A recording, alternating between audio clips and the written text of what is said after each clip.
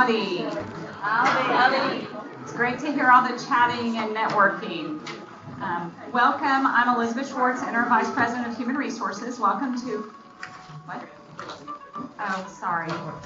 We are recording, so I'm standing on the X, but the music is still playing, so I'll pause that. So we're recording this for our friends who can't be here, particularly for Ketter, who are many hours ahead of us and are probably asleep, we hope, or not working right now. So we want to be able to share this information with them. I'm so glad to see you here today. We have a great agenda for you. We were trying to be more green this time by not having printed copies of the agenda, so I hope you have a copy with you or something to look at on an electronic device, or you just memorize the agenda. I promise not to do a test. I didn't have it memorized this morning. But I do want to welcome and recognize some of our special guests. We have Carolyn Knowles and Alicia Barrera from Deer Oaks. They're going to be giving us a presentation. Y'all wave. And then we have Jennifer Smith from the Office of Civil Rights and Equity Investigations. Is she here yet? No. Okay. Keep going, I think was the motion I was just getting. So she is coming later to do a presentation for you about reasonable accommodation. All the presentations I heard this morning, and they were outstanding and very informative, so I think you'll be really, really happy that you came. One thing that I wanted to also point out, set down my glasses. Did everyone get a copy of the Staff Appreciation Week flyer? So I hope that you're already marking your calendars and reminding your department staff to mark their calendars with all these special events. I want to draw your attention to Wednesday, April 24th, which is Departmental Appreciation Day. So that's the day that we want you to have your own events and showing your employees how much you appreciate them. So if you haven't already started having that conversation within your department, with your leadership or whoever plans those activities, please mark your calendars and do that. I also want to encourage you to mark your calendar for the President's Meritorious Service Awards. That is a huge event, whether or not you have a departmental winner. The winners have not been determined yet, but I encourage you to go to it because these are very prestigious awards. They're very competitive. We have many more outstanding people than can be recognized by those awards, but it is very humbling and inspirational to see the people who win, and it's a signature event of Staff Appreciation Week. So I strongly encourage you to make plans to attend that, even if you don't know yet or don't end up having a recipient from your department. Lastly, I just wanted to share a quote with you because I think it's appropriate for this group. There's an author and futurist named Alvin Toffler, and he said, the illiterate of the 21st century will not be those who cannot read and write, but those who cannot learn, unlearn, and relearn. So I think that applies to us in our jobs, does it not? Over the years, we've had to learn and then kind of unlearn the old ways and relearn the new ways. And that's true with just about everything, not just Workday. So we're glad you're here, and I'd like to now turn it over to Melanie to give you an update on the HR Liaison Network. Thank you. Howdy. Hi guys. For those of you, who is it here for their first HR Liaison Network meeting? First time ever to come to one? Okay, we've got a few. And then who have been here multiple times? This is like your, I can't count how many. There you go. Very good. So if you were at the last one, that was my first one. I am Melanie Upton. I'm the HR Liaison Administrator. So I'm here to assist you along with Laura Denalick. And we are here to help you with anything that you need, any questions you have, any roadblocks you hit in Workday, any of those things you can direct towards us, and we're here to help you. Today I wanted to give you kind of an update of where we are with the HR Liaison Network and a few little Workday updates quickly. So right now we are continuing to conduct the membership audit that I talked about last time. That is basically where we are identifying who has HR liaison security roles in Workday. That can be one of the roles or 6 of the roles that we consider an HR liaison security role in Workday. That is constantly changing. That's why our audit is continually going. Along with that, we are seeing who do we actually have a designation form for. If you're not aware, there is an HR liaison designation form out there on our website. that you need to be using whenever you are putting someone in an HR liaison position, whether they have one of the roles or all 6 of the roles. We need that designation form for them. One thing that we have noticed during the audit is that we are not getting the designation forms when people are leaving positions or being undesignated as an HR liaison. So just as a reminder, those designation forms are used to designate and to undesignate HR liaisons. So if you have someone that was in a position being an HR liaison, they leave, make sure that you send us a form that says you no longer have access. That doesn't mean we're going to take the security roles off of the position. It just means that we now know that person is no longer part of the HR liaison network. And that helps us keep our membership files as up to date as possible. Hand in hand with that, we're doing a training audit. So as you have seen, the training curriculum has been coming back up. We have some sessions that are available and have been available. And then we're continuing to get the rest of the curriculum up and going. While we are doing that, we are auditing to see who has done the training and what training needs to be completed. And we will be making assignments in Train Track so that you know, if you're unaware what assignments you need to do, we will be assigning those in Train Track. So what do I mean about the HR Liaison training curriculum? It is going to be required of all HR liaisons that were designated in 2017 and forward.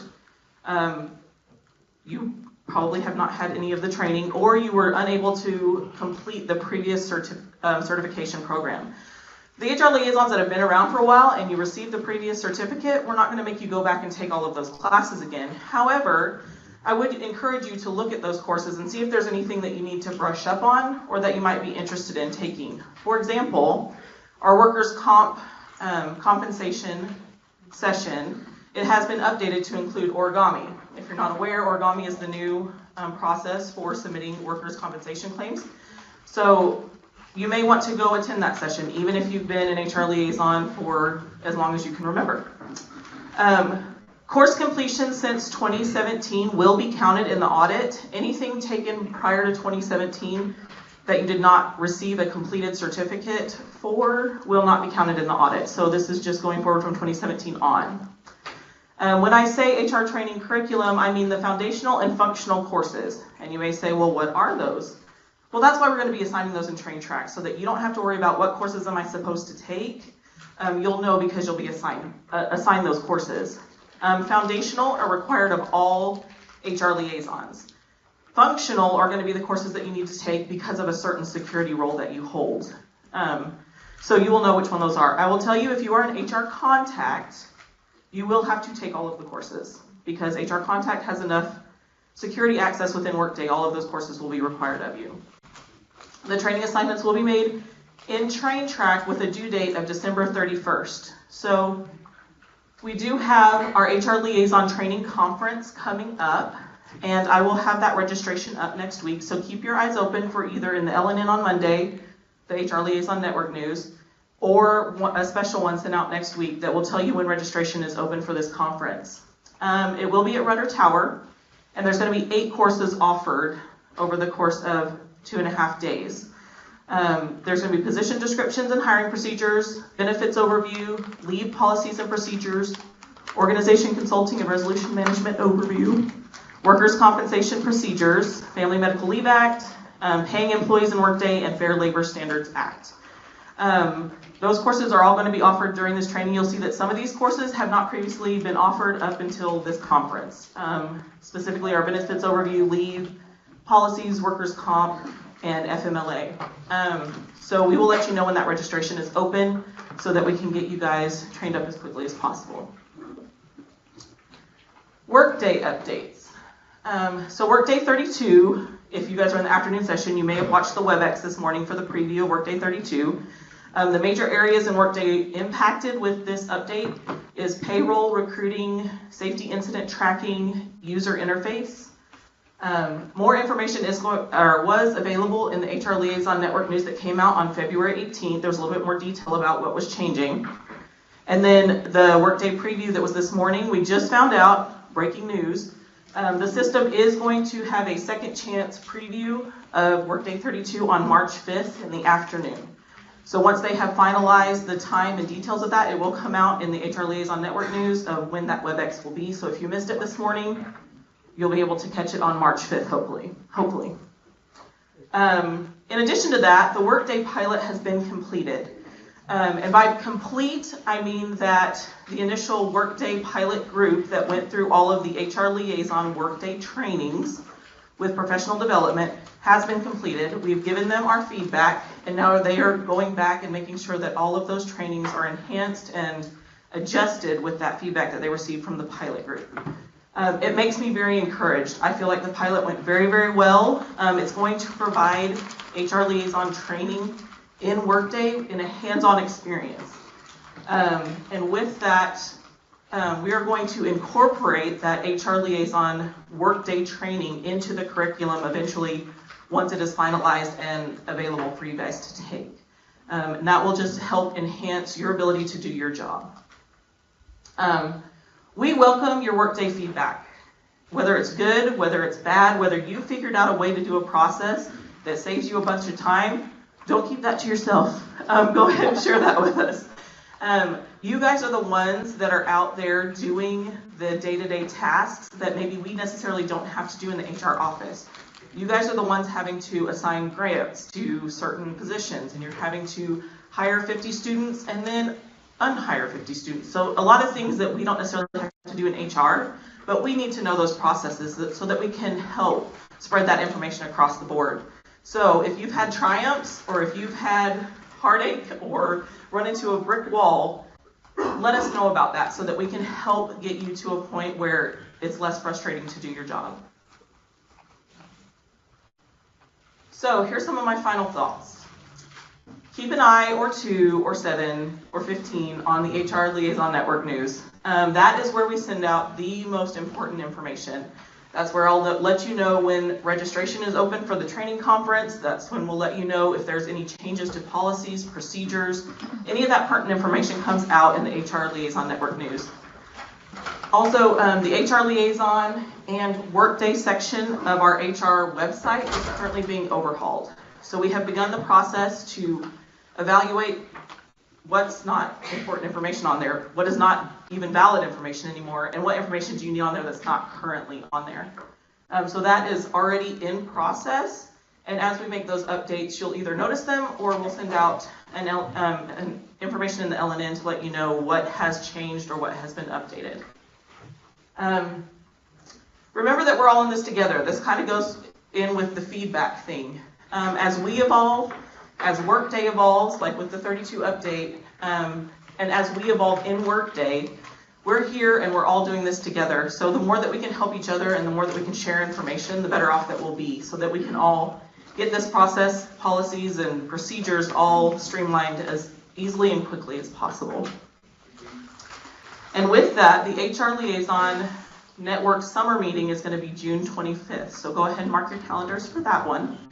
And we will have our next meeting then. So, just in summary, just make sure you guys are really keeping your eye on the LNN, as we have a lot of information that's going to be coming out in the near future with all of the updates, performance management, that you'll need to know and get out to your employees and your supervisors. And you guys really are kind of the heartbeat of your departments and making sure everything still runs smoothly. So it's really important that you're sharing the information that you need to share. With that, I'm going to turn the time over to some of our special guests. We have Carolyn Knowles from Deer Oaks here to talk to us today, and she's got some really great information.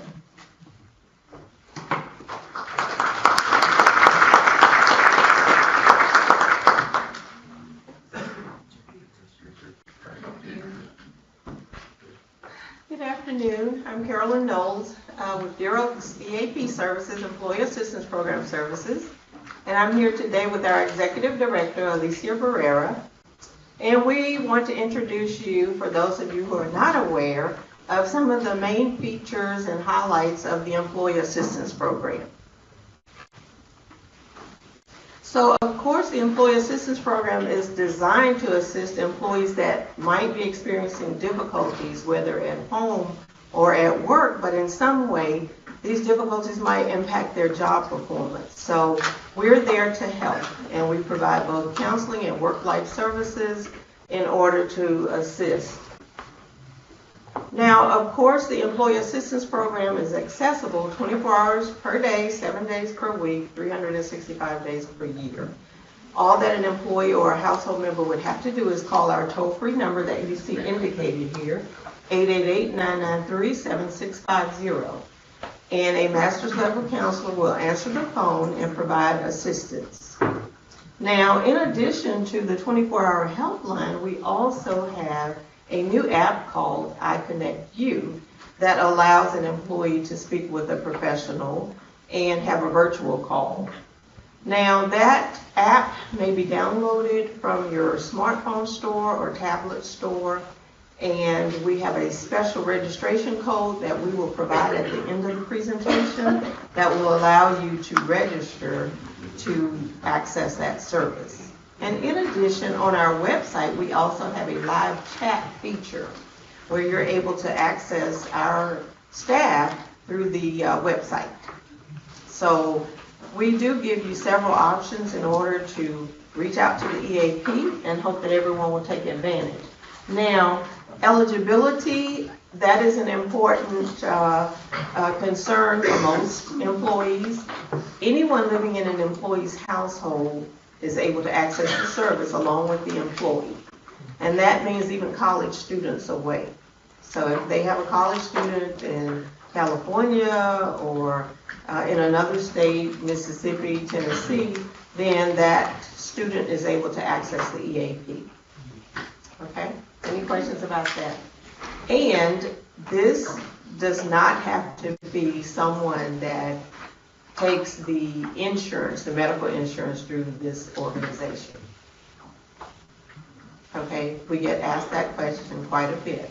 So no, if you do not take the insurance of this organization, then you still have access to the EAP. Okay? Any questions? Okay. Now, short-term counseling. That is one of the major features of the Employee Assistance Program, and most employees know about the counseling service.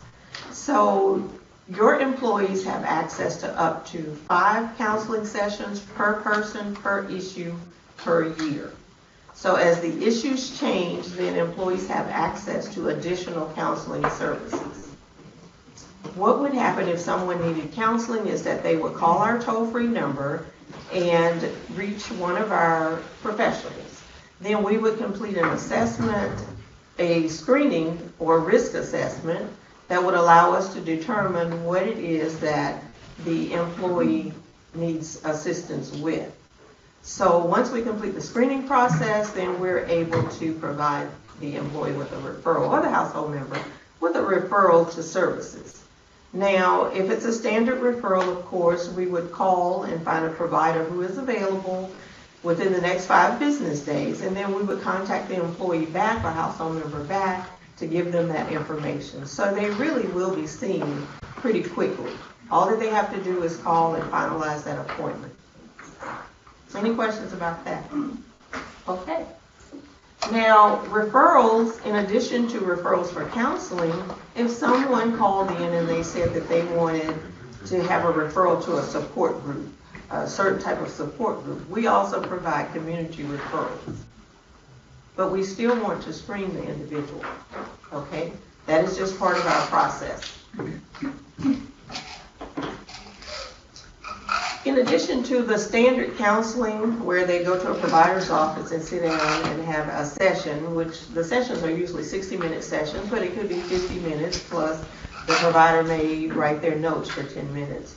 At any rate, the employees have access to other support, counseling support, and one of the features that we offer in that regard is our AWARE program, which is a mindfulness stress reduction program, mindfulness-based stress reduction program. And so the goal is for the employee to regain focus, to be able to better concentrate, to be able to sleep better, and they will participate in group sessions with one of our clinicians, and it would be 1-hour sessions over a 6-week period. Now they can ask for this service, but also we might recommend this service after we complete an assessment with certain individuals. So it's just another option. And then in addition, we also offer other virtual counseling groups as well. Now, no employee would be put in the same group with an employee that works in their department or area. and that's because of HIPAA. And we do follow the privacy guidelines of HIPAA, just as your medical, any other medical professional would. Now, we've talked about the counseling. Do you have any questions before we move on to work life? Okay.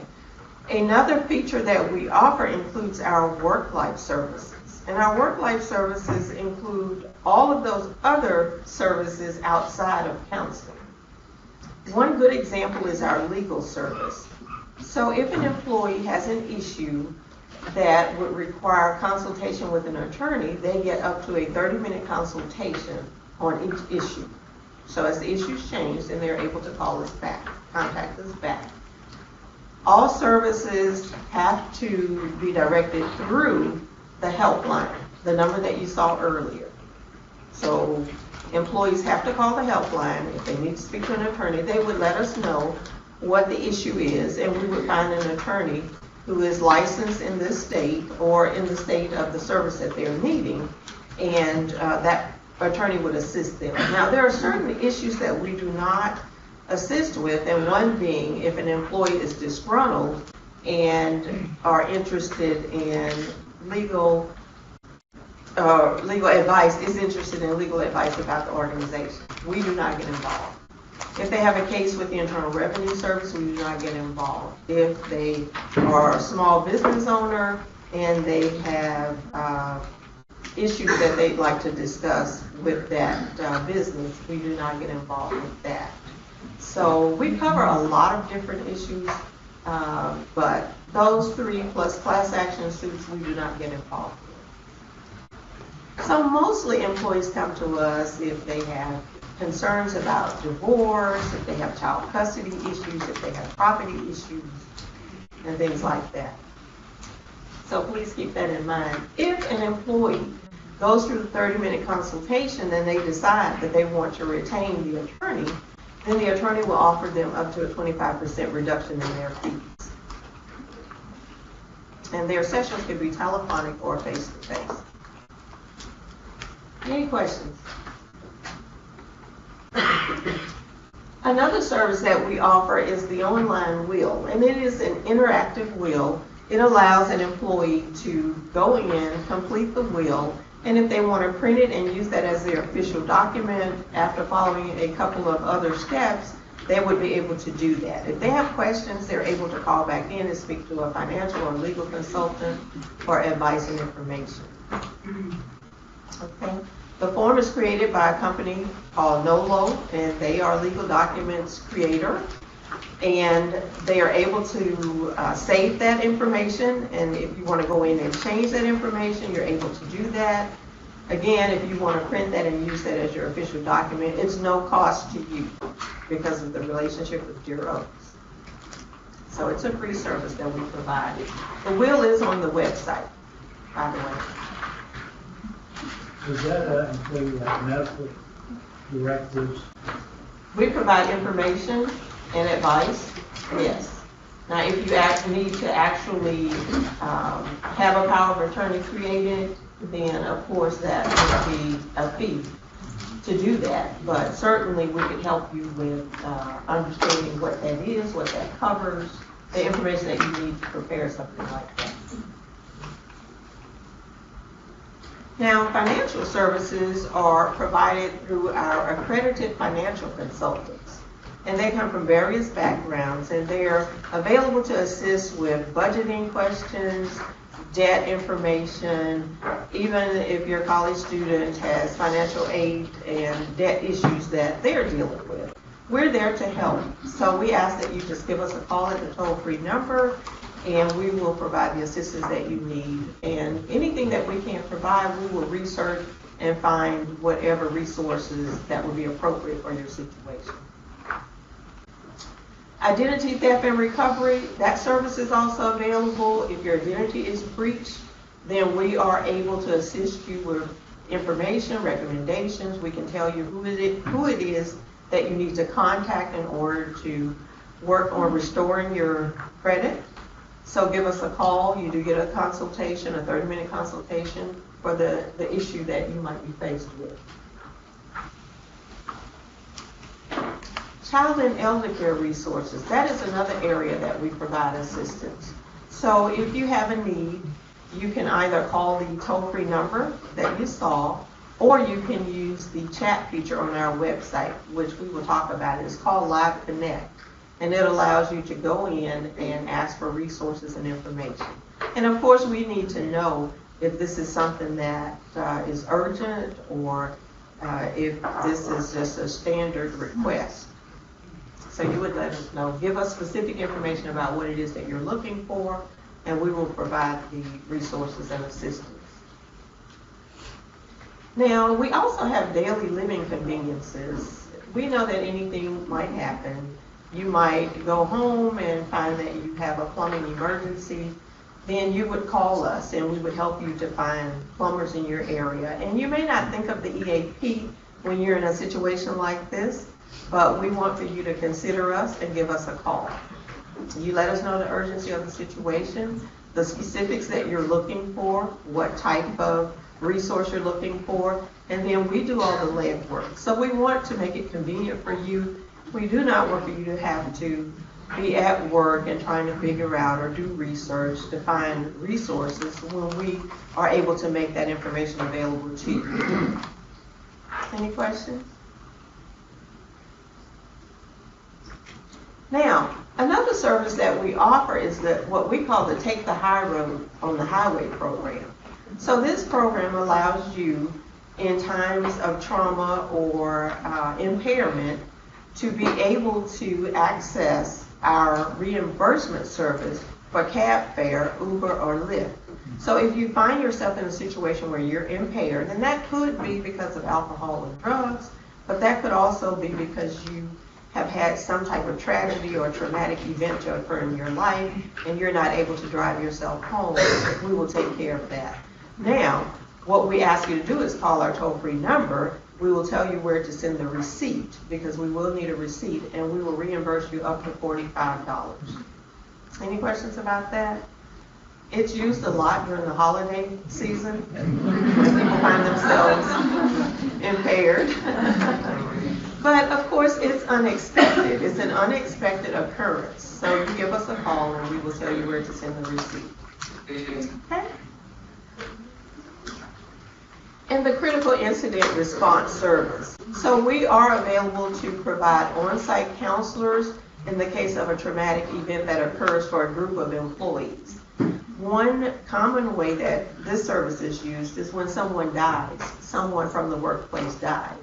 And it is especially true when that person has a lot of significance to co-workers and others here in the workplace. So then someone from HR would contact us, and we would have a provider on site to provide counseling assistance, immediate counseling assistance to those present. So there's a group process, and then there's also an opportunity for brief individual sessions with the counselor that comes on site. Any questions about the critical incident debriefing service? Now, orientation and training services. This is something that we also offer through the EAP. So the orientation sessions are a lot like the session we're having here, where we're discussing the features and benefits of the EAP. Now, in addition to the face-to-face sessions that we periodically attend, and usually for big events that you might have at your locations, we also provide links to orientation presentations so that you're able to make those available to employees.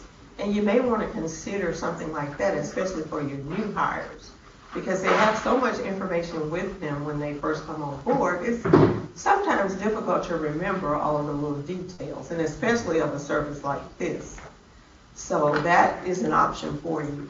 Now, in addition to the orientation sessions and webinars, we also provide a Supervisor Excellence Engagement Series, a Supervisor Leadership Series. We also offer monthly online seminars, which are really webinars that are through our website, and you have access to those. We have e-learning courses on our website, and these allow you to get a certificate So if you're interested in any of these, I understand that they're on your intranet site. I think Elizabeth mentioned that earlier in the morning session. So definitely look up the Dear Oaks EAP website on your intranet site, and you will have access to that information. And always consider going to HR if you have any questions about any of the things that we discussed today. Now, the website itself, www.dearoakseap.com, as I've indicated, there is a link on your intranet site, so you have easy access to it. But your member login is all the way on the right side of the screen. That is where you put in your username and password. And so once you're on the site, then you're able to access a lot of the features that we've discussed. So, of course, one of the main things that employees reach out and look for is the news for you, because we update you on catastrophic events, that occur in this country and around the world, because many of us have relatives all over.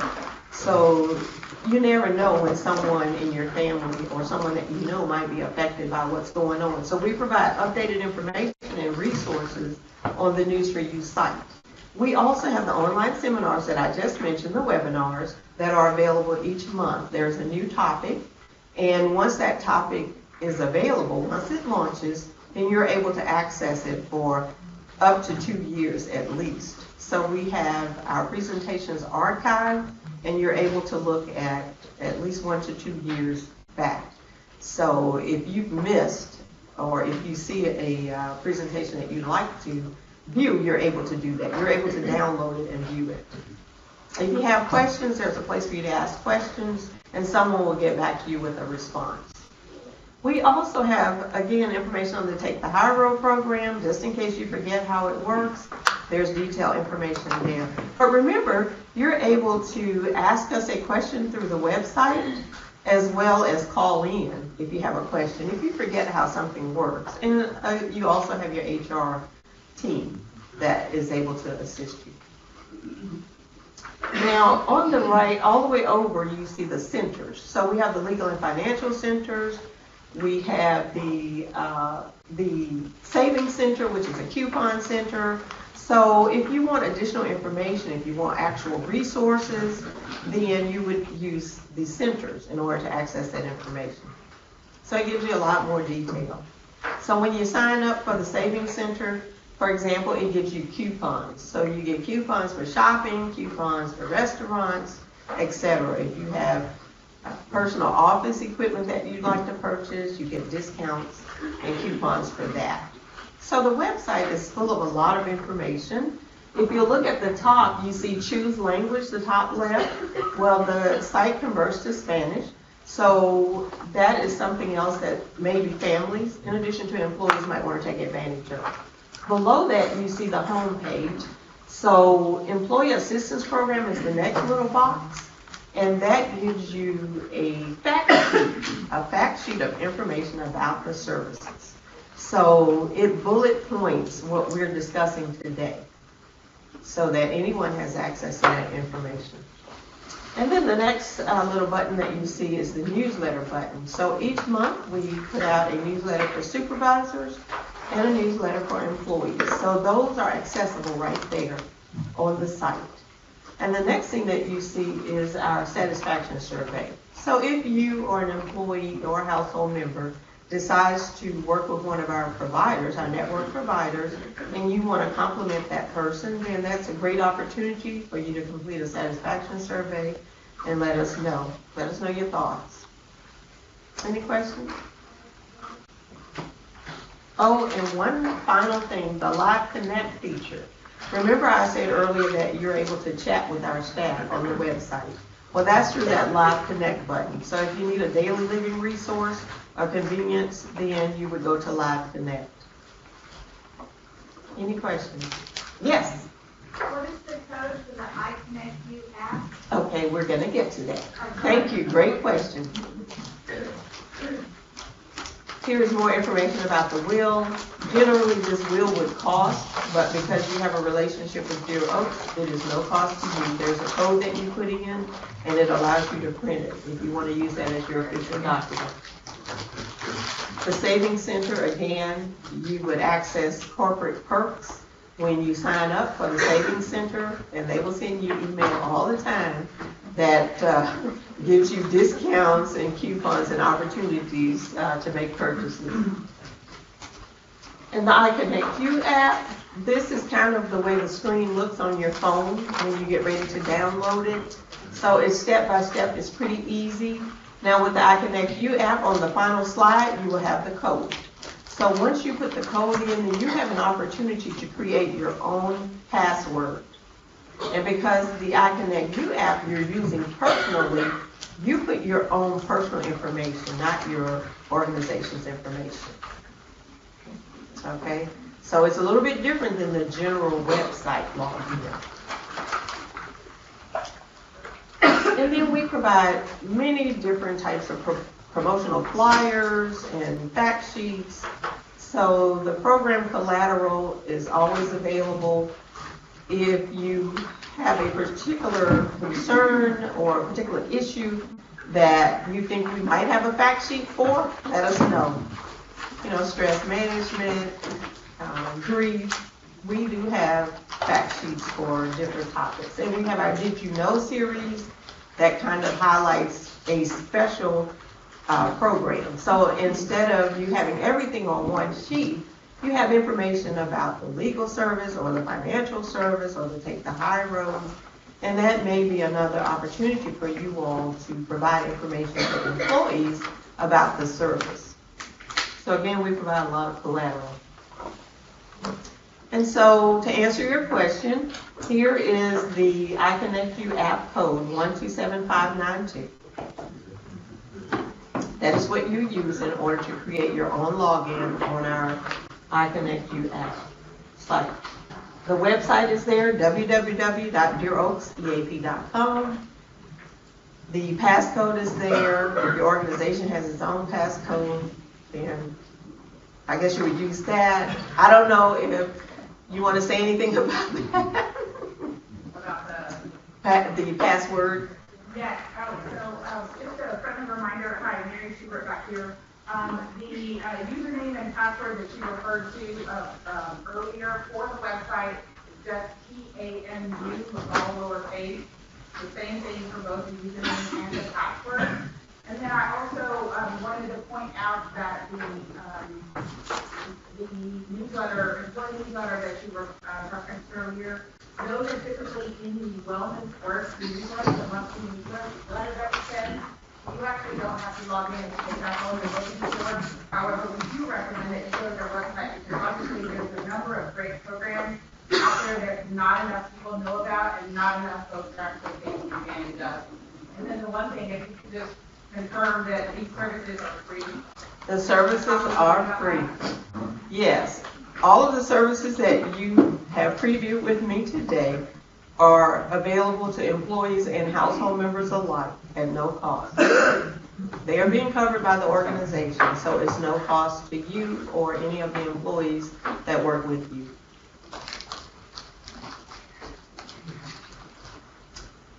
And you have access to the services 6 months post-employment.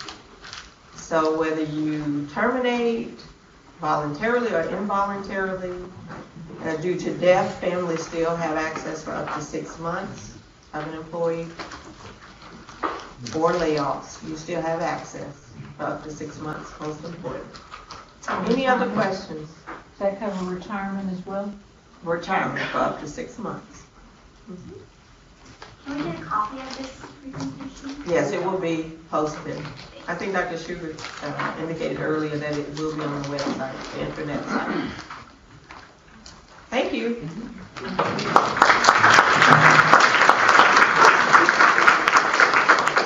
Gotta get back on my X for the purpose of recording. And I'm just gonna say a few things that were said while she was doing her presentation, just so that the people watching the recording will know. For our password and username for Dear Oaks, it's TAMU lowercase. That is the login and the password. And then for your iConnect app, it's 127592. Also, that their newsletters are available through our Wellness Works newsletter that comes out. So just make sure that you're checking those. That's one way to access them. And I did fail to mention earlier that all of the presentations, the PowerPoint presentations you see today, will be on our website, and I will send that link out in the LNN once they are available on the website. So don't have to feel like you have to furiously write everything down. You will have access to these PowerPoint presentations. Okay, well, it says I want to walk outside, and that's not correct.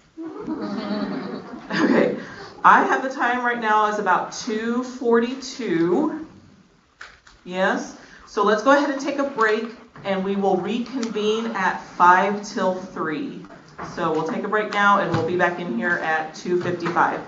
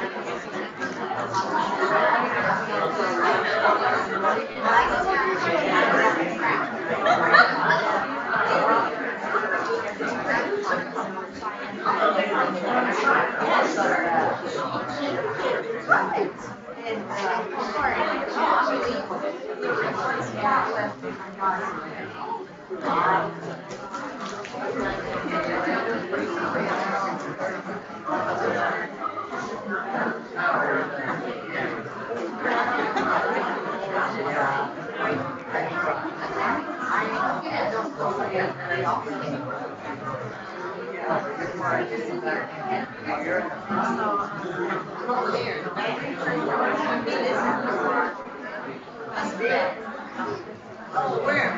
like that, right? Well. Yeah, just about it.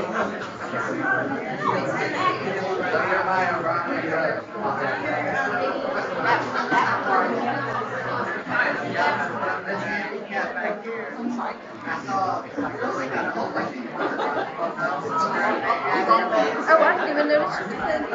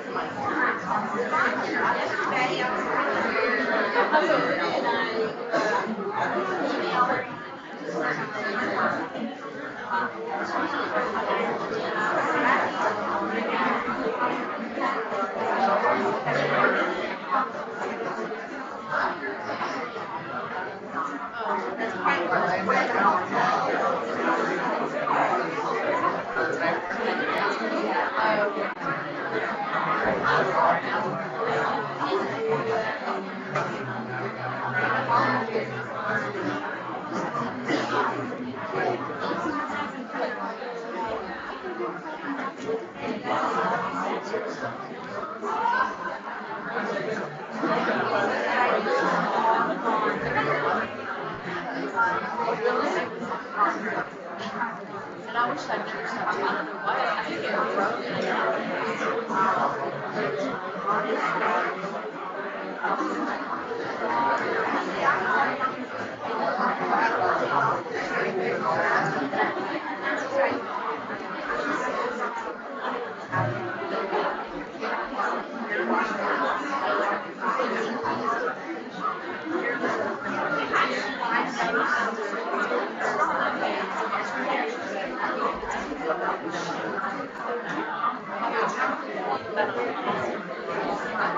yeah, we get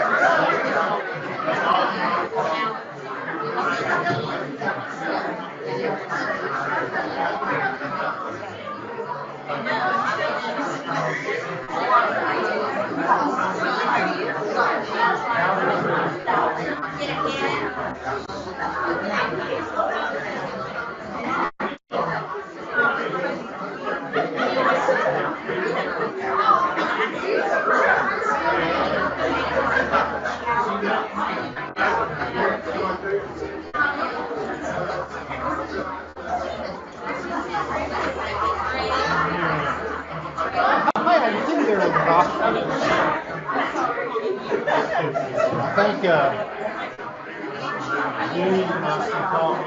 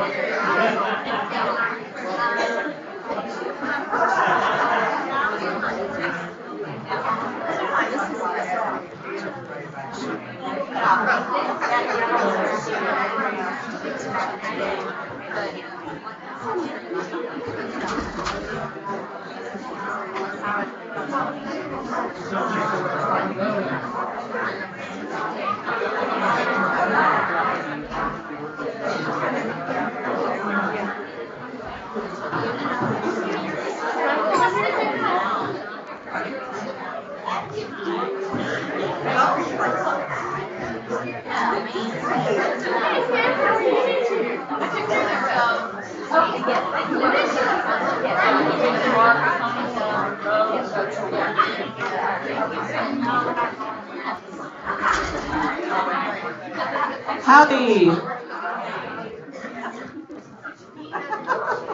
As Lisa runs across. Welcome back from your break. So as we start the second half of the meeting today, we are going to kick it over to Scott Bauer, Director of Talent Management. He's going to talk to us a little bit about performance reviews. And just as a reminder to the presenters, if there's any questions asked, repeat that question on the microphone just for the purposes of recording. Scott.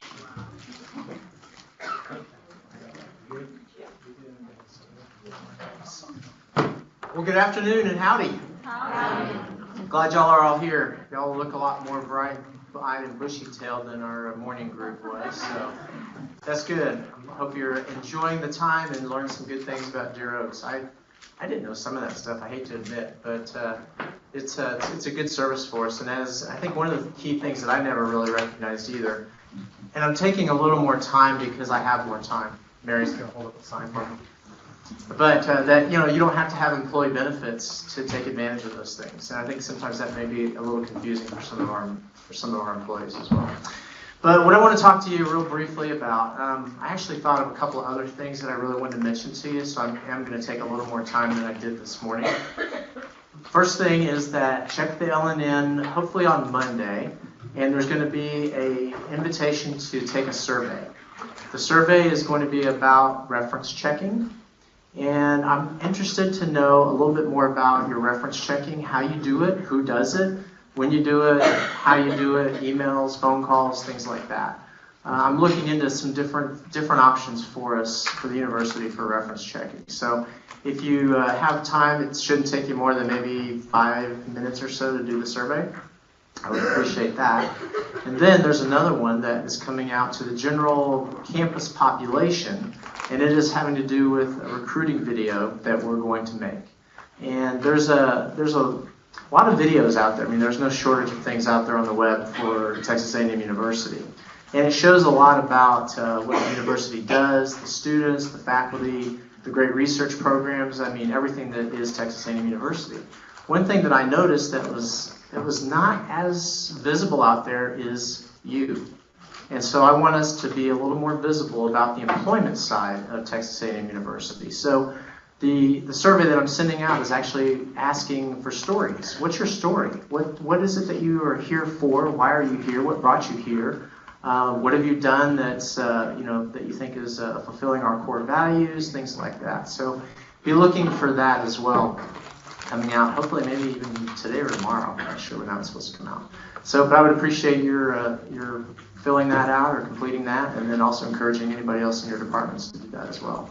So what we have on the screen is we're going to talk about performance. I did this way only because I just wanted you to see there's a lot of things that are going to happen in the next 2 months. You are getting copies of this on our website, so don't worry about writing all these down. But what I wanted to make you aware of is that we need to make sure that you have your goals into Workday.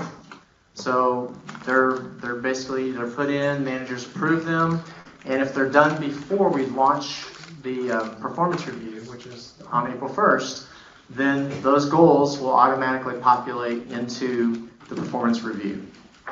If you happen to not be able to do it, and we launch the performance review, you can always add those goals to the performance review after the fact. So it's not the end of the world, it just makes it a little bit easier to have that discussion and have those goals come into the performance review. And then these are some dates that I've put on here. They're kind of milestones if you think about it that way. There's no hard, fast rule that says, okay, you got to have all employees complete their self-evaluation by the 12th. Managers adding additional managers or reviewers if they need to. These are just the kind of to keep you moving the process along. We are going to be wanting everything to be done by May 31st.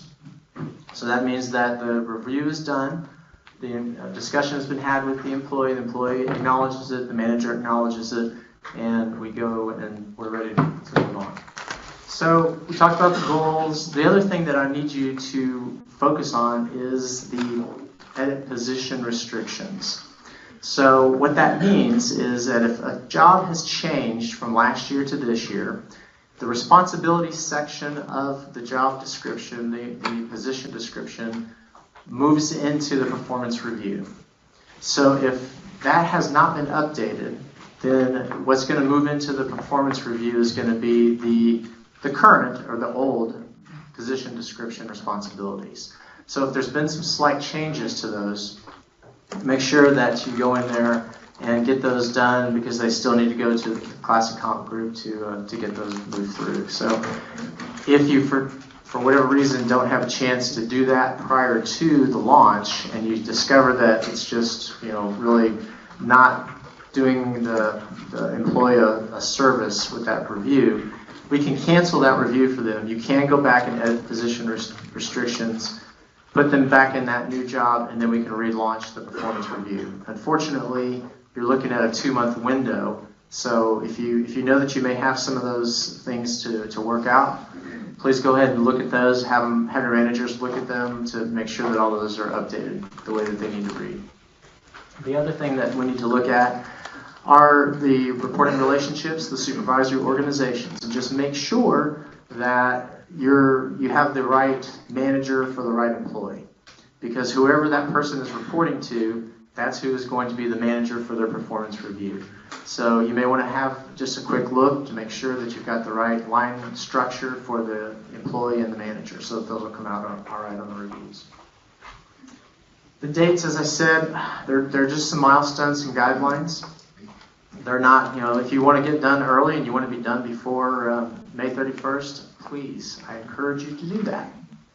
If you need a little bit more time, we can have a little bit, but generally May 31st, we'd like to have everything done because there are some things kicking off after that we'll need to make sure we get done. So we have some learning opportunities for you. So right now we've got some awareness sessions. We've got 3 that are going to be conducted in this room, and you can see the dates: March 14th, March 19th, and March 25th. And we have 2 online sessions on March 18th and March 19th. There's more details on the website for at the train track, so you can get those, get that going if you want to participate in those. Also, employee best practices. These are some other trainings that are going to help kind of educate the employee about how to get the most out of their performance management session, what they need to do to take some of their career development into to their own hands as well. 3 sessions there, March 5th, 17th, and the 20th. Those are also here in this building and in this room. Then we go into some Workday Demos. So for employees on April 3rd and 10th, these are going to be upstairs in the professional development learning labs that most of you probably have been to up there, room 2202. And there's 2 sessions there, and then we've got the next day, April 4th and April 11th, they're going to be the Workday Demos for managers. And again, more information online, again upstairs in this building. And right now on our website, there are a few job aids out there, job guides that you can go to. So if you're not sure about how to edit or add a goal for someone, there's a couple of links out there that will help guide you through that. We're going to be adding some more things to the website as we get to them. So if you have questions, you may certainly send them to hrevaluations@tamu.edu, and we will be happy to answer those questions for you. So with that, question in the back? Will the job aids be on Workday Help? Will the job aids be on Workday Help? There's job aids that Workday puts out for this process, and then our own professional development group is putting out job guides. And so the job guides are actually a little more specific to Texas A&M University. So yes, Workday Help will have the job aids, but there will also be job guides out there that will be a little more detailed and more structured for the university itself. Any other questions? Oh, come on, I have a couple more minutes. Oh, thank you, Kelly. Yes? Will the performance goals for the next evaluation period be entered in June, or when will those be entered into Workday? So the question is, when will the goals be entered for the next period? You can enter those next period goals really any time. The key thing is the due date for those goals. So if the due date is March 31st of 2019, they will show up on this performance review. If they're anything past 19 and 20, they'll show up on the next review. What I would like to encourage is to, when you're in the process of those discussions, start thinking about those goals that you want to accomplish for the next coming reviews time, because generally you're already thinking about that, you're talking about it, and you're kind of going, well, we didn't quite get here with this one, so let's push it to the next review, or let's add a little bit to what we already are working on. So I would encourage that process to happen at the same time as you're actually going through your performance review process now. Good question, thank you. Anything else? This is really high level stuff. I know you probably have how do we do all these things, but we'll hold off on that kind of stuff for now. But if no other questions, I appreciate you guys being here, and thank you.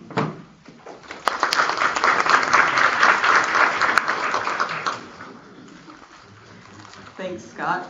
Up next, we're going to have Tricia Lander. She is our Interim Director for Total Rewards, and she's going to talk to us a little bit about the Health Science Center HR department.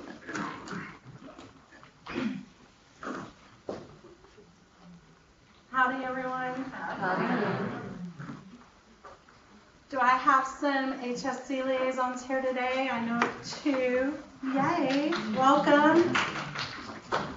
I just wanted to take a few minutes, so consider this a public service announcement. Thank you. And talk really towards the HSC liaisons. But I think this is useful information for everyone.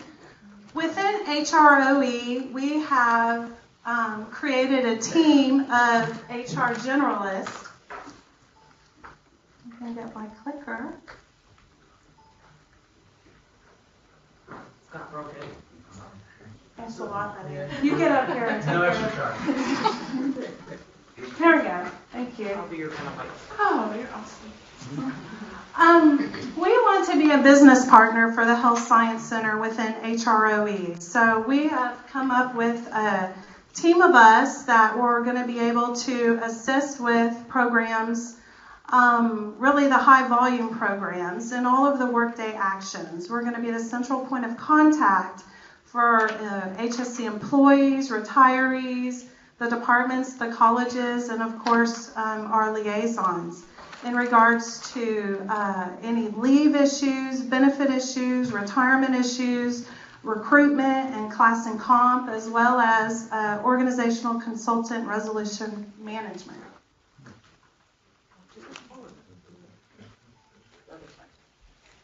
Forward means this one.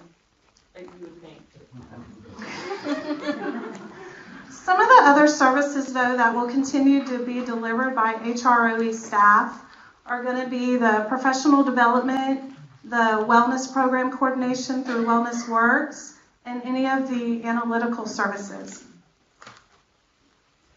The dedicated HR team are going to consist of myself, Kim Johnson, David Bertram, Kelly Peck, who I believe is in the back. No, oh, there she is. Along with an HR specialist that we are in the process of getting posted a position for. And just a couple of final thoughts. Any of the HSC HR liaisons, just remember that you two are, actually required to take the liaison training and going through that certificate program that Melanie talked about earlier. The HSC team will have all of the Workday roles, but only for the Health Science Center. Continue to upload your position files to jobs@tamu.edu, and we will grab those. Continue to use, at least for now, HSC forms. Continue to put all of leave forms, FMLA, sick leave pool requests, all of that through Laserfish. And we also now have a dedicated email, so it's hschr@tamu.edu. And the whole team has access to that email and be able to take care of those tickets for you. Final thoughts? Any questions? Thank you, Michelle. Thank y'all. I appreciate your time.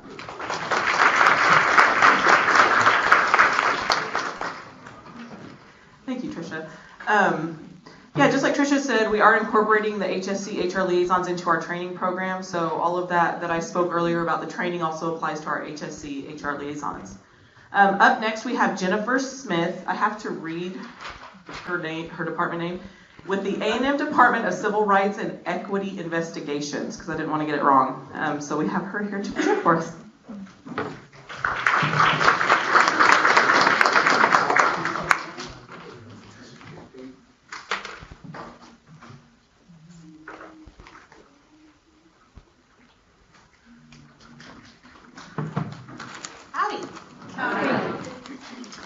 so today we're going to talk about ADA, Americans with Disabilities Act, and reasonable accommodation.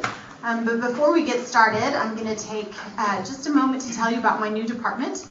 It's so new that nobody knows what the name is yet. Our acronym is CREI, so you see that sometimes in paperwork. And we are the Department of Civil Rights and Equity Investigations. We were created by President Young last August, so we really are still pretty new. And we were charged with centralizing the investigation and reporting and resolution of all civil rights claims. Previously, if you were reporting against a student, you did that by reporting to the Dean of Student Life. If you were reporting a staff member's misconduct, you would report that to HR. Or if you were reporting to faculty misconduct, that would go to the Dean of Faculty's office. And that's confusing. There were 3 different processes, 3 different ways investigations were occurring. And so all of that has been centralized in CREI. The one caveat to that is through the balance of this semester, students who engage in civil rights misconduct will still go through the Dean of Student Life. But starting June 1st, that will all be handled by my office. And what I'm talking about is any kind of allegations of discrimination or harassment based on a protected characteristic like disability, gender, race. It does include Title IX. Veteran status is another protected class. So we have staff now. That's also new. The Title IX office never had staff before. So we have 2 case managers. We have 4 investigators who are professionally trained on staff. A deputy Title IX coordinator, and then the AVP of compliance in Title IX, that's me. I have some of my team here with me today, and I'm going to ask them to stand up or wave. There they are. We have a new service. The case managers are new for faculty and staff. This is a great service that has previously been available to students, but when you are now accused of violating our civil rights policy, which is 080101, you will receive notice from us that you can come in for an intake meeting. And our complainants also go through this as well, but it's an opportunity to ask questions, for us to go over our process with you, tell you what it's, how the investigation, the steps in the investigation, and just what to expect next. Give you a chance to ask any questions that you have. This person will also stay in contact with you throughout the course of the investigation. They'll send you an email or they'll give you a call every now and then as we go through the stages. And so that is new for faculty and staff. So what do we do besides investigations? We also do education. That's why I'm here today with you guys. Our biggest part is to investigate civil rights violations. And then also we need to put out there that there's still professional misconduct that doesn't rise to the level of a civil rights violation. And those will still be referred back to the Dean of Faculty, to HR, or to the Dean of Students to handle those kinds of cases. All right, but let's talk about ADA now, why we're here. So the first thing I like to start with is why do we have to accommodate employees with disabilities? And there's a couple of reasons. First off, it makes financial sense for employers to accommodate employees with disabilities. There have been several studies done that show that most accommodations cost $500 or less. Most of them cost none, and the ones that do have a cost associated with them are $500 or less. And in exchange for that, the employer gets better morale in the department, more productive employees, less turnover, and less having to retrain and go through the hiring process of hiring someone new. There's also been studies that find that including people with disabilities drives innovation. It's another element of diversity, and so when you bring people with different perspectives to the table, you tend to get better, more diverse, innovative type products.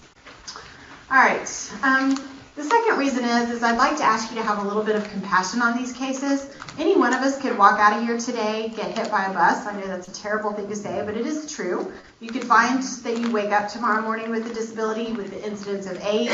Each one of us, as much as I have tried to stop the clock, I keep getting older, and the incidence of disability goes up with the incidence of age. So have some compassion. Remember that this could be you. And then the last reason is it's the law. The Americans with Disabilities Act requires us to accommodate employees with disabilities, and that's what we're going to talk about for the rest of this. All right. The original ADA was signed into law by Bush 41 in 1990. It was a sweeping civil rights law. It made lots of changes in public services, public accommodations, telecommunications, and also the employment realm. Back in 1990, daycares, sporting venues, restaurants, hotels, not all of them were accessible to people with disabilities. And this new law mandated that all of that become accessible to folks with disabilities. In the telecommunications industry, at that time there was no convenient way for people who had hearing impairments to talk to each other via the telephone lines. And so this law ordered the telecommunications industry to figure out how to accommodate folks that have hearing impairments. And then employment, lots of changes, that's what we're going to talk about. In 2008, George Bush 43 signed the Americans with Disabilities Act Amendment Act. And so I thought that was just kind of interesting that it was those two that made this a law. So what does the ADA require us to do in the employment realm? Two things. First, we have to refrain from discriminating against people with disabilities. So that means, just like with race, national origin, veteran status, you can't treat people differently in the hiring process, in the termination process, and access to development opportunities. You have to treat people with disabilities the same as you treat other people. And then the second thing that's required of us is to provide reasonable accommodations to qualified employees unless the accommodation imposes an undue hardship on the operations of the employer. So that's a lot of legal mumbo jumbo, and we're going to unpack that a bit. First off, what is a disability? It is a physical or mental impairment. A lot of people don't know that this covers mental disabilities as well. So if you have an employee who has anxiety or who has depression or any other mental impairment, they're going to be entitled to an accommodation under this, just like a physical impairment. The physical impairment or the mental impairment has to substantially limit, and that's what it sounds like. It can't be a minor thing. It does have to be a substantial limitation of a major life activity. So it's a three-part test for figuring out whether something is a disability or not. And here's what a major life activity is. So there's two lists in the law. These are non-exhaustive lists, but they give you an idea of what they're talking about. A major life activity is a major life activity. Things like seeing, sitting, sleeping, breathing, walking, concentrating. It's any of the activities of daily living. Learning, that's a big one for on the job. And then the law also tells us that major bodily functions are also major life activities. And those are all of the systems in our body. Things like the reproductive system, the immune system, the digestive system. Take a look at that list. I have a hard time thinking about something that's wrong with the human body that doesn't fall in one of those categories. The definition of disability is purposefully broad. If you look at the legislative history of the ADA, they were trying to make this cover almost everything wrong with the human body. We know that the common cold, that the flu is not covered because those are not considered substantial limitations. We know that a sprained ankle that's going to be better in about 2 weeks is not a substantial limitation. But other than that, almost everything else wrong with the human body is going to be covered as a disability under this law. All right, so now that we know that we have lots of disabilities, what are the kinds of accommodations that we have to make in the workplace? What is a reasonable accommodation? It's a modification to the work environment or the way that work is performed that allows the employee to do the essential functions of his job or to access benefits or privileges of others in the job. So keep in mind, the point of the accommodation is to enable the employee to do the essential functions of their job. And that's the theme of this law over and over again. The point is to get the employee back to work doing their job. So what is an essential function of someone's job? There's a couple different ways that you can look at it. The easiest way to think about it is an essential function of your job is the reason that your job exists. It's why you were hired. So for a fireman, their job is to run up the stairs and put out the fire, right? So if you have a fireman that's blown out his knee and can no longer run stairs carrying heavy equipment, that person can't be a fireman anymore. That is an essential function of their job. We do not have to make up a new job for him as an accommodation. The reason he was hired is to be a fireman, and so that is an essential function. You only have to accommodate things so that you can do the essential functions of your job. Also, if there are a limited number of employees who know how to do the task, so let's say in your job there's only one person who knows how to fix the boiler in that building, that's going to be considered an essential function of your job, even if it's only something you do once a year. And then if there are only a limited number of people overall who can pick up your job and do it for you, that would also mean that that function is an essential function. So here are some examples of reasonable accommodations that we are required to make. We are required to make physical changes to the work site or to furniture. So if you have a person in a wheelchair and their wheelchair will not fit under their desk, we have an obligation to buy you a table so that you can fit under the desk. If there's something wrong with your computer, you need a screen to make the screen blacker on the front of your computer because it hurts your eyes and causes you migraines to stare at your computer all day. We, the employer, have an obligation to buy that special screen. Sometimes we do job restructuring. That works particularly well when you have two people in the same job title. So let's say you have a person over here and they do job task A in the morning, they do job task B in the afternoon, and then you have somebody else in the same job title and they do job task B in the morning and they do A all afternoon. So they alternate. If someone has a disability and they can no longer do job task A for half the day, you could give them all of the B task and you could give the other person all of the A tasks. That's what job restructuring is.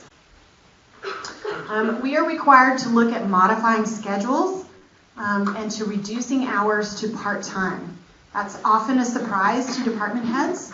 They have a full-time position and they're being told under the ADA that they have to make this job a part-time job. And what the law says is, well, if it's a full-time position and you have a person that can only work part-time, then they should work part-time and you should hire somebody else to do the afternoon shift. This is another one that's a big deal. We have to modify workplace policies like attendance policies that say that you have to be there at exactly 8 o'clock in the morning, or attendance policies. Maybe you work in a department and your department says nobody can work from home. We all expect you to come to work every day. Or leaves of absence. All of those can be modified under the ADA, and we're going to talk some specifics about that in a minute. Sometimes we have a duty to make an extra parking spot. So we have a parking lot out here that has a certain number of handicap spots, but then we have more people in the building that need those handicap spots than the number of spots that are available. So sometimes we can mark some extra spots that are reserved for people with disabilities. The last one is interesting, offering reassignment to a vacant position in a department or somewhere else in the university. That one is not required in Texas. That is an option that we have, but that one is not required. Okay, that's still a gray area in the law in this state. Other states it is required, but in Texas we are not required to reassign employees yet. But it's often a good thing to do if you have an open position that they would fit. All right, so here's something good for employers. We have the right to choose amongst acceptable accommodations. So what happens is the employee comes in and says, I can't lift a box more than 15 pounds. And the employee wants us to buy a forklift for them to operate. And we say, no, we don't really want to spend that much money. Let's see if we can figure out a different way to do it. And instead we assign somebody else to lift the boxes for that person and set them on the table so that they can unpack them for the rest of their job. That's a simple example, but we have a choice. This is one of the things that employers have control over. We can choose amongst effective accommodations. We don't have to give the employee exactly what they're asking for.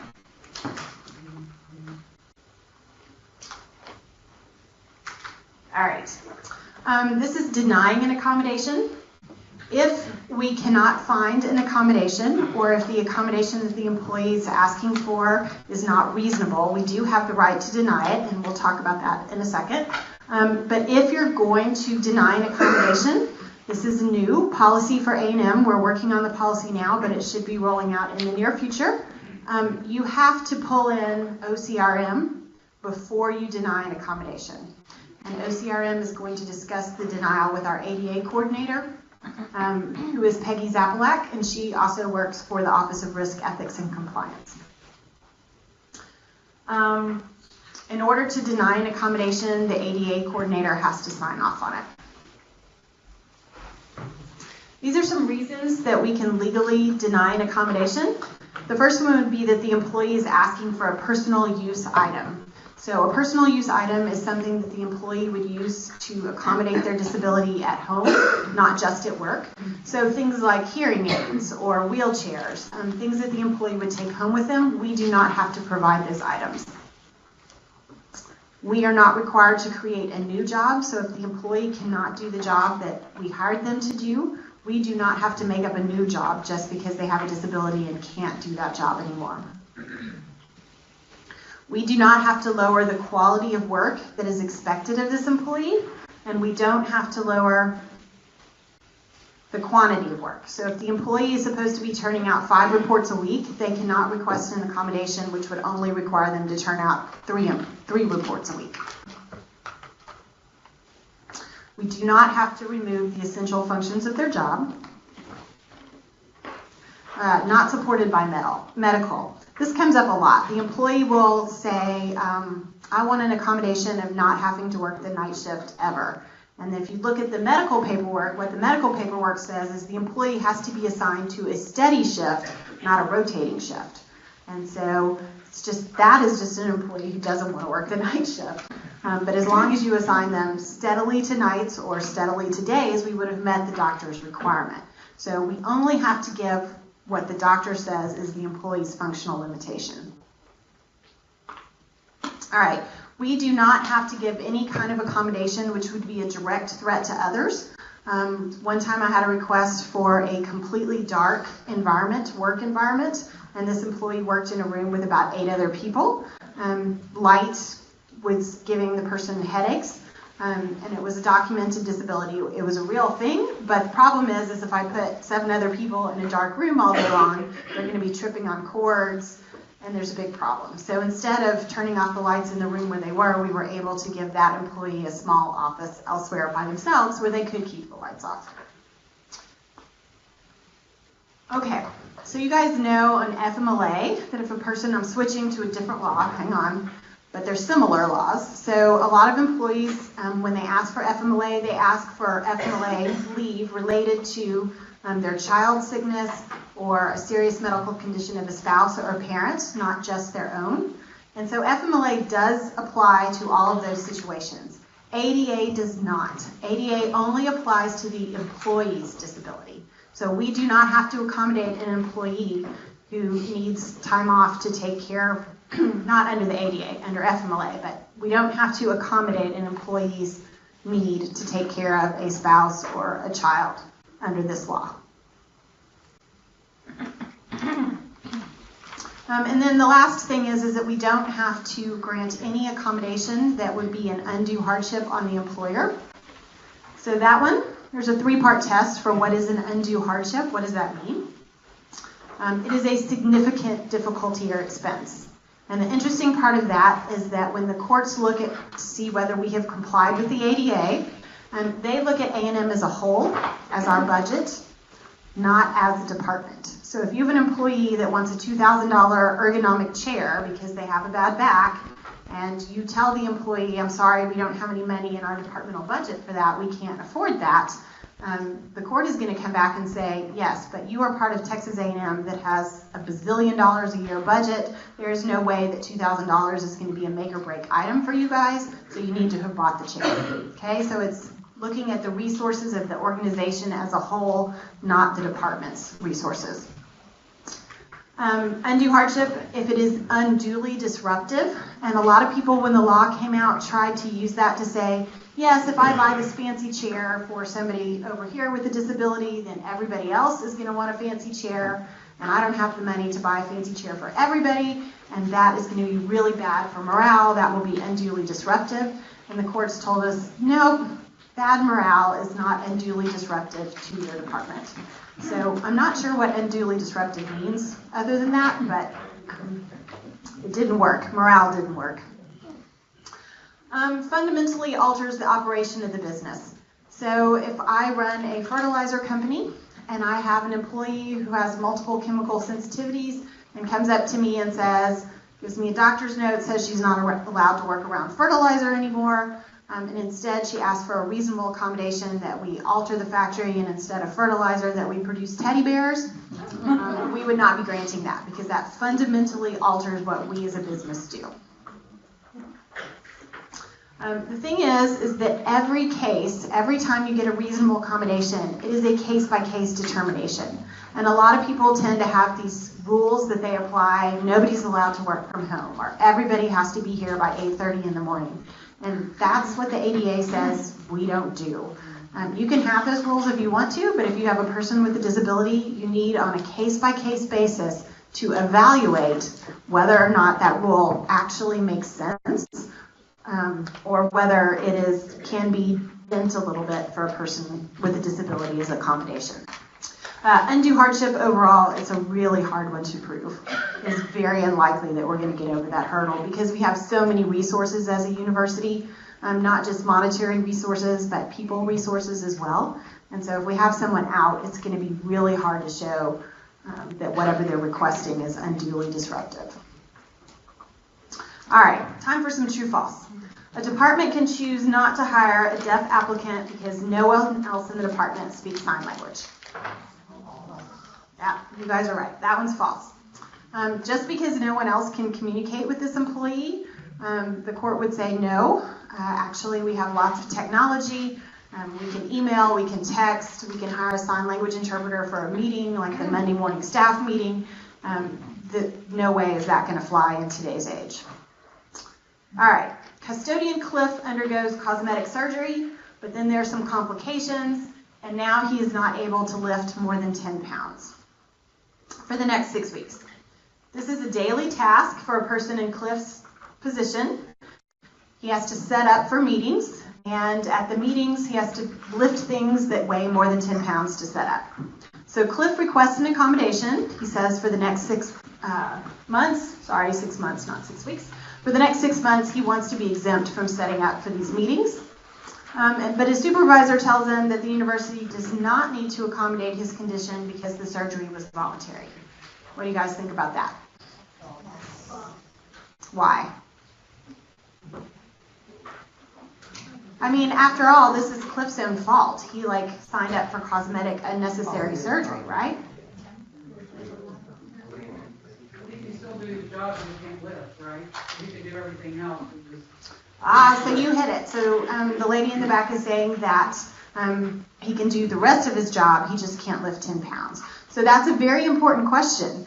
This setting up for meetings, how much of his job? Is this an essential function of his job? Is it something he does all day long? Or is it just 10 minutes every morning to set up for the meetings? That's a great question. And it's none of your business when this disability occurs. And there's somebody can get hit by a bus and, now they're disabled for. And there's the next piece of this puzzle. It's none of anybody's business how he became disabled. Think about it, folks. How many of the things that are wrong with our body happen because of neglect, right? I don't exercise enough. Truth. I eat too much. Those things have potential to cause some really bad things for me. Lots of us do. And nobody gets to tell me, you eat too much and so it's your fault that you have this disease and we're not going to accommodate you. It's the same thing for this. That is not part of the definition of disability. Remember, it's a physical or mental impairment that substantially limits a major life activity. Nowhere in that definition does it talk about whether you chose to be in this position or whether you ate too much. All right.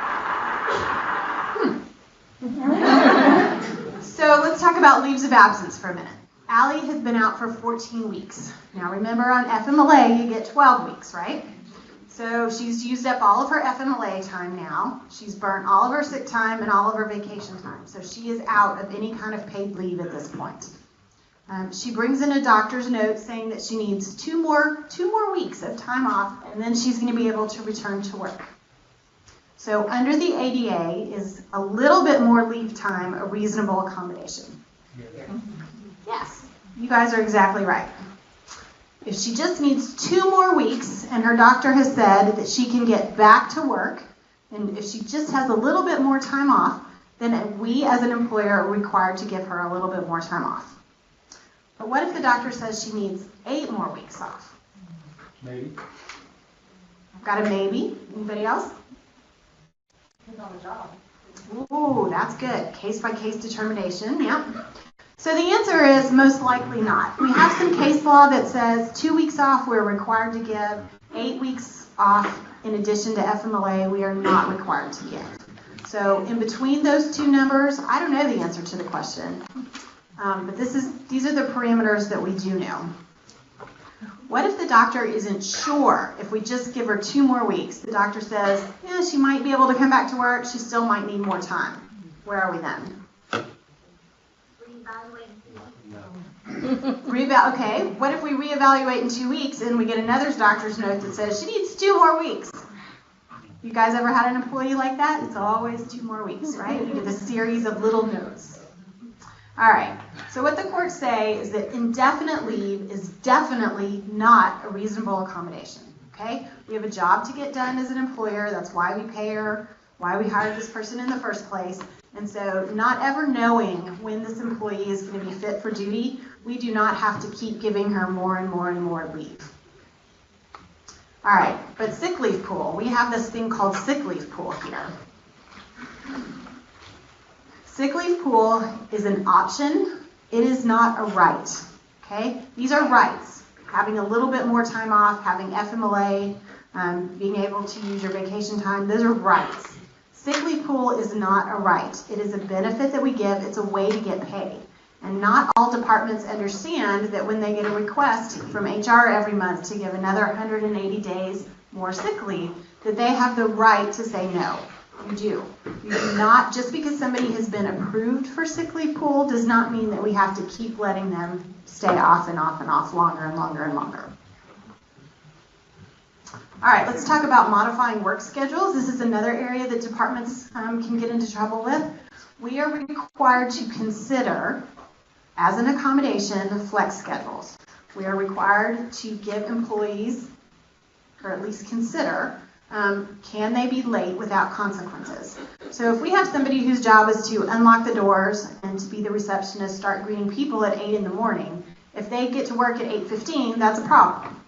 But my job, it doesn't really matter whether I start at 8, 8:15, or 8:30. As long as I work my required 8 number of hours as a state employee every day, it doesn't really matter what time I start, unless, of course, I have a meeting. But we have some employees who have anxiety or depression and they have trouble getting to work in the mornings. We need to really take a step back. Some employers or supervisors are just determined that you're going to be in your chair at 8 a.m. We really need to look at what that employee's job is. Is it critical that they're at 8, or maybe they could just be a little bit late and it really doesn't make any difference as long as they're there the right amount of time? Part-time jobs. Sometimes we have folks that want to take no lunch so that they can leave early because they need off to go to a doctor's appointment, like they have chemo treatments for 6 weeks and they need to not take lunch so that they can leave a little early. We are required to consider that.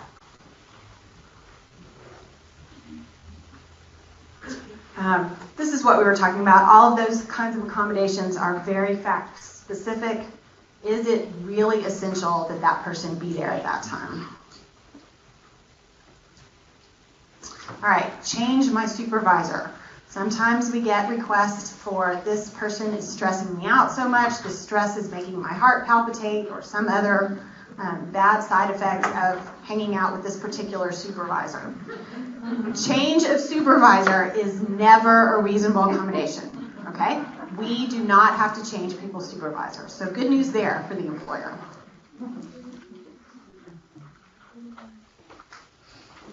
Alternate work locations. Again, this is a case-by-case determination. Is this employee able to do their work from home and send it in via email, or is it truly not possible? If I am the teller at a bank, it is not possible to work from home, right? It's just not possible. But there are some people that could take it. What they do is they stare at a computer screen all day and they type stuff in. Maybe they can do that at home, and we need to actually consider that. If they are dealing with confidential material and we don't need to let that out of our office, that's another consideration to take into place, but it may be possible to send them those confidential materials via some sort of encryption. So we have to actually think about it and make an assessment. Most departments just kind of say instantly, nope, not possible, we're not considering it, and that's going to get us in trouble every time.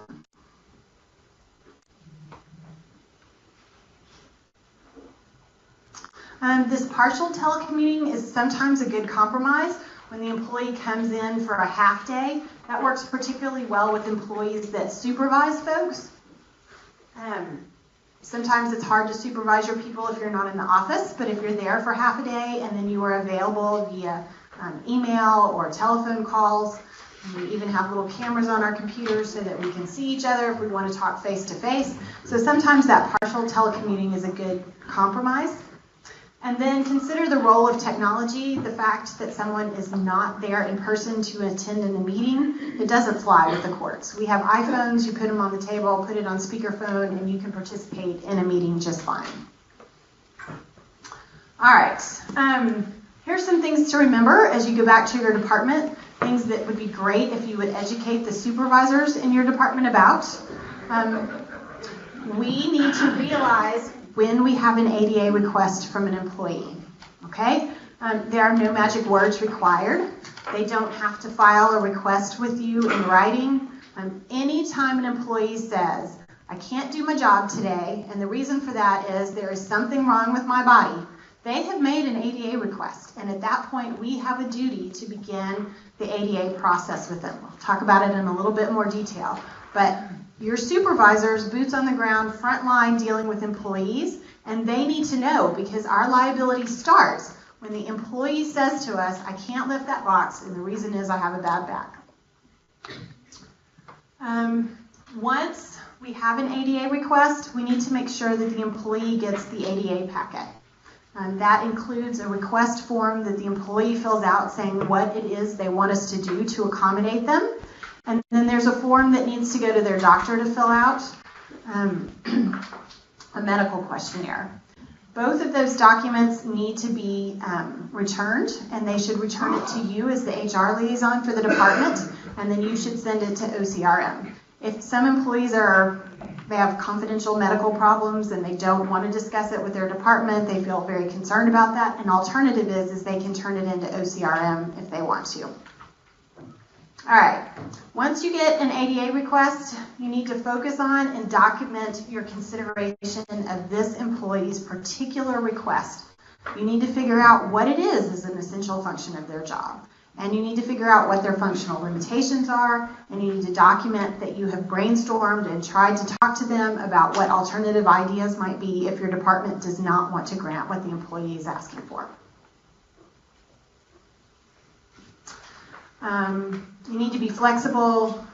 Relying on departmental rules doesn't work. And then you need to help your supervisors understand that they should not retaliate against the employee. Oftentimes we give an employee the right to be late. Maybe they can come in 30 minutes late every day and there's no consequence for that as long as they make up the time at the end of the day. And then all of a sudden that shows up on their performance review that they have poor attendance. That's retaliation. So we need to help our supervisors understand that once an accommodation has been granted, that they need to actually work with it. And then confidentiality is super important. Only those people with a need to know should know about the accommodation.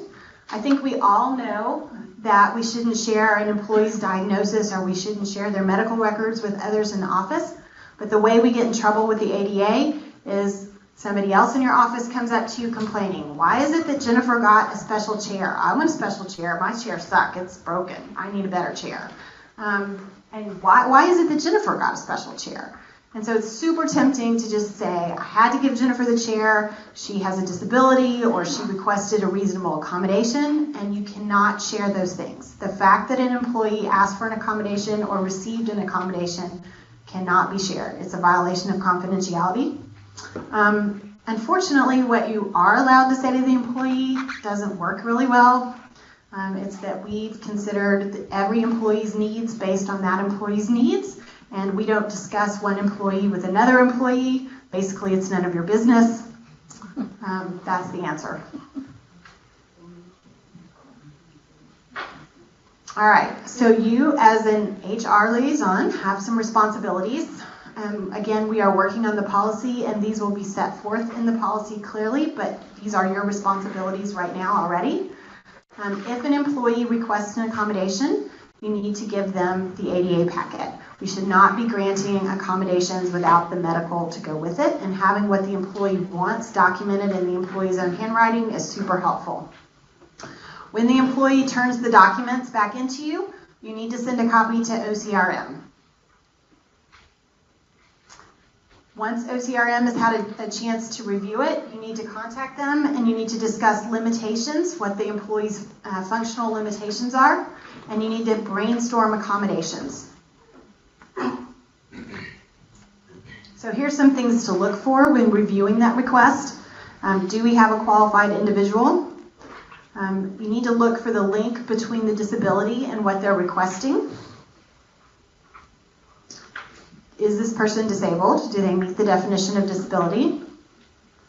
What are the options that we have available to accommodate if the department doesn't want to give what the employee is asking for? What are that employee's essential duties? Will the accommodation be effective? So what happens if we accommodate an employee, we give them a flexible schedule, we buy them a chair, whatever? What if it doesn't work? What if the employee is still having trouble doing the essential functions of their job? The answer is we have to do it all over again. If the first accommodation fails, you have to try again. Is what the employee asking for going to be a threat to anybody else's health and safety? We don't buy personal items. All right, so back to you guys. Once we decide what we're going to do with this accommodation request, we need to notify the employee. And so that should be sent out. We send the letter to the employee, we copy the supervisor, and you also copy OCRM on that. The notice letter has to include what accommodations were granted and when it will be provided. And if we're going to deny an accommodation or any part of the accommodation, sometimes we grant part and deny part of what they're asking for, we have to say why we're denying it. And then it's also your job as the HR liaison to make sure that whatever accommodations were granted are provided in a timely manner. So if something needs to be ordered, you need to make sure that whoever in your department orders equipment actually orders the equipment, or that the flex schedule is put into place. All right, here's just a visual of what we've been talking about, how it works. So we start up here with the purple circle. The employee makes the request. It can be verbal or it can be in writing. The supervisor should report that request to the HR liaison, who gives the ADA packet to the employee to fill out. So when the employee returns it down here at the bottom, the employee is probably going to return it to you as the HR liaison, and you need to send a copy to OCRM. And then we go over to the right. If the medical is incomplete or unclear, sometimes doctors skip questions, sometimes we can't read doctor's handwriting, sometimes what the doctor says just doesn't make sense. So if that is true, we have the right to reach back out to the doctor and get more information. And so OCRM will do the contacts with the doctor. The department does not need to do that, and you as the HR liaison do not need to do that. Once we get complete medical information back, then you need to actually meet with the employee and have this interactive discussion that we've been talking about what are your limitations, what are your essential functions, are there other ways to accommodate you other than the way that you're asking for if we don't want to grant that. And that needs to be documented. You need to have notes from that meeting with the employee. If we're going to grant the accommodation, that's the yellow triangle on the right, HR liaison will notify OCRM that the accommodation is being granted, and then the supervisor is in charge of implementing the accommodation. If we're going to deny an accommodation, OCRM should be notified, and then they will consult with the ADA coordinator, who is Peggy Zapalak, and then we'll have another conversation with the employee or the department, more interactive process, and then we'll send out the notices of either granting or denying an accommodation. All right, engage in the interactive process in every case. That's the one-on-one meeting with the employee. These are some common things that go wrong. Not realizing we have an accommodation request when the employee says there's something wrong with my body and I can't do my job today. Not responding in a timely fashion.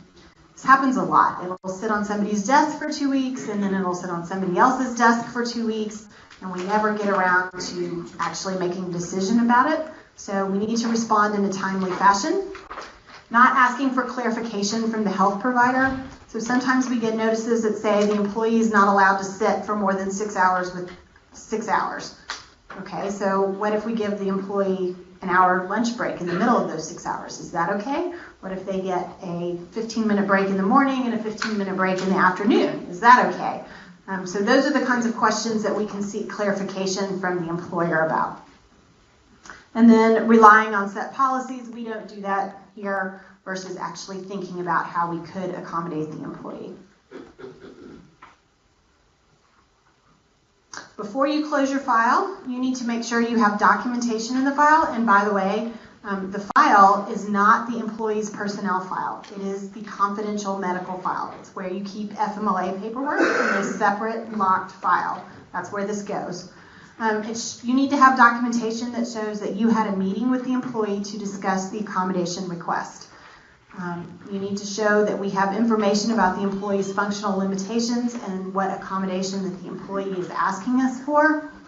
We need to show that we have actually considered how we can grant this request. We actually have to think about it and have documents, notes about how we could possibly grant the employee's request.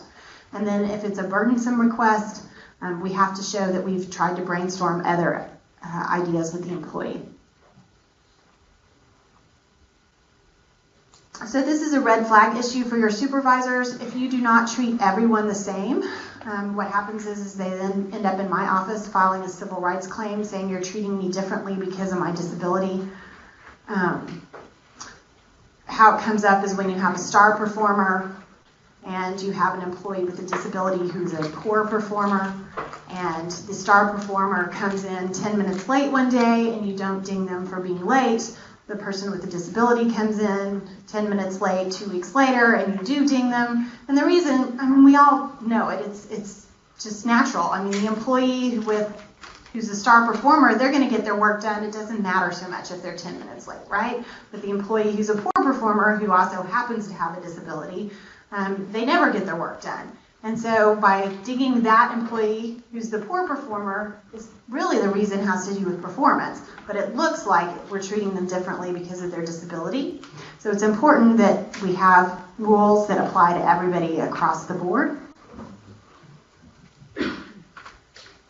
All right, ADA also, this is the last slide, but just it applies to job applicants as well as our employees. And the way that comes up, you have a visually impaired employee who's coming to a job interview and they can get to your front door, but then they ask for a guide to take them to the interview room from the front door. We can do that.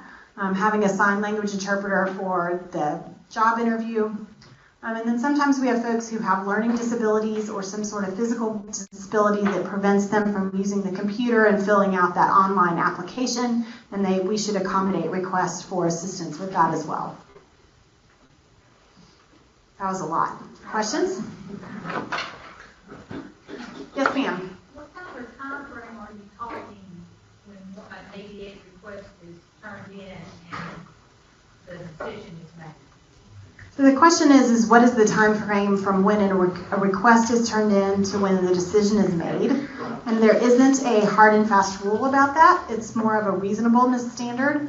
If we need to reach back out to the doctor and it takes the doctor 3 weeks to get back to us, that's not something that we can do anything about. So some accommodation requests take longer than others. Sometimes we need to do research and find out if there's a piece of equipment that would actually help the employee to do their job. And so again, it just depends on what the facts and circumstances are of this accommodation request. Okay, so the next part of the question is, during the meantime, what do you do about the employee if they can't perform their job while you're waiting for this? Do they have the time off automatically?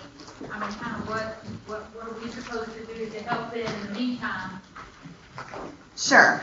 So I would recommend a couple of things with that. First off, when you have an employee who requests FMLA, time off for their own serious medical condition, If you think about that, they have told you there's something wrong with my body and I can't come to work, right? So they have told you in that FMLA request, they have also more likely than not put you on notice that they have a disability under this. So I would recommend that when the employee is requesting FMLA for their own condition, not for their child or their parent, but they are requesting time off, they need to have surgery, you should hand them the ADA packet, because very often they can come back to work faster if they will tell you that they need an accommodation, and they may not need as much time off as they did previously. If they're already at work and they're telling you that they need an accommodation and they can't do a particular part of their job, I'm probably going to defer that question to someone in HR. I don't know what A&M's policy would be about that. Anybody want to answer that one? I think it's really, going to come down to case by case. You know, if they were able to do a portion of their job before, then they may be able to wait for that 1 or 2 weeks if it takes that long. Or if there is like a preliminary designation that we can do temporarily, that would help them. So it's going to come about on how their particular situation. Okay. Any other questions? Yes, ma'am? So the ADA request form is currently under development and will be as part of the index to the new rule that's coming out very soon.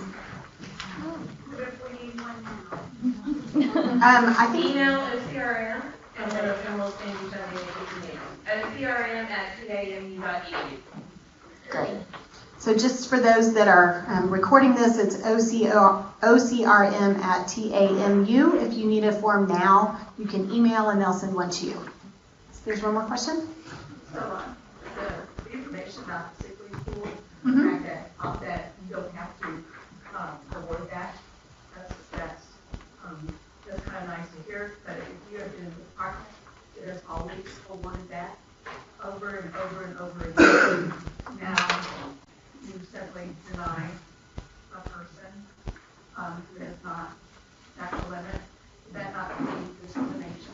So I would highly recommend that you pull in OCRM and have a discussion about that. And the question is if you have historically granted sick leave pool as a department, you've signed those authorization forms, and all of a sudden you don't because you don't want to, is it going to be considered discrimination? And so it's my recommendation that you pull in OCRM and they can have a discussion with you about the best way to make that happen. You are going to need some consistency about that.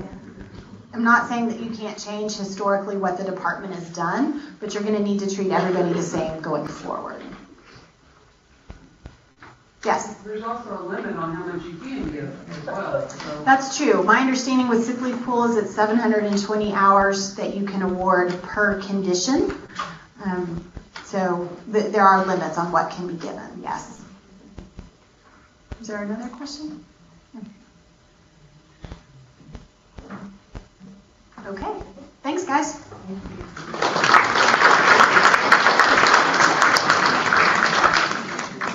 Great. So lots of great information today. Thank you, Jennifer, for all that wonderful information.